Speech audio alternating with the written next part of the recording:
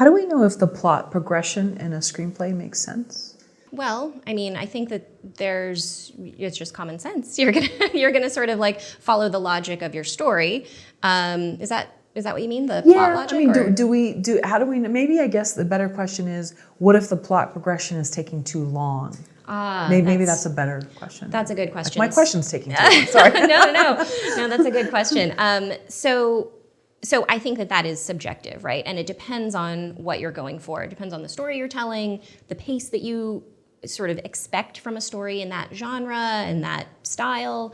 So there's no black and white answer, but I do think that when you're reading a script, right, one of the big red flags is boredom. So this might be something that you can only figure out once you have sort of figured out your entire plot and you get fresh eyes on it. You might think, that it moves like a runaway train, and then you might have somebody else look at it and they say, oh gosh, when's it going to get going? When's it going to start, right?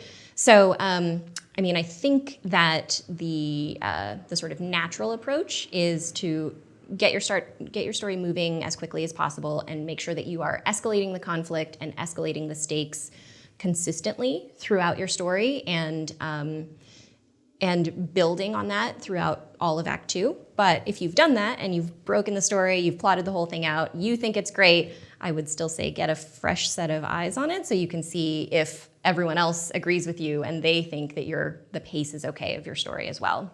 Right, because then there's pacing that's too fast. Yeah, and that's what we were talking about with letting moments breathe too, right? Because we want to sort of see the emotional reactions of stories too. Sometimes we do want just an action movie that just moves from action to action, right? Yeah. But more often, I think we're interested in what is the effect of this plot on this character. That's what we actually care about when we're watching a movie or reading a script, right?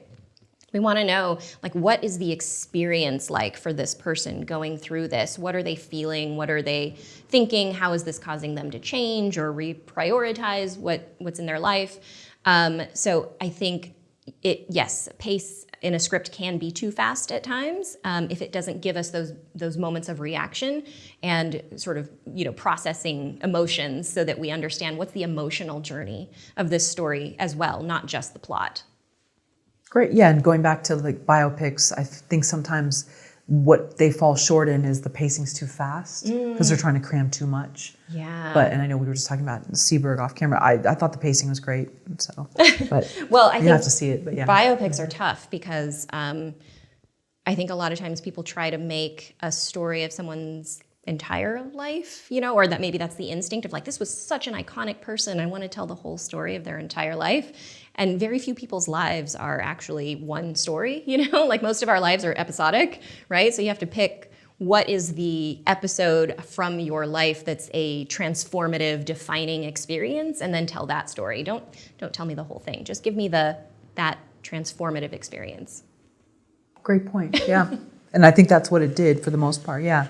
It didn't totally follow her whole journey.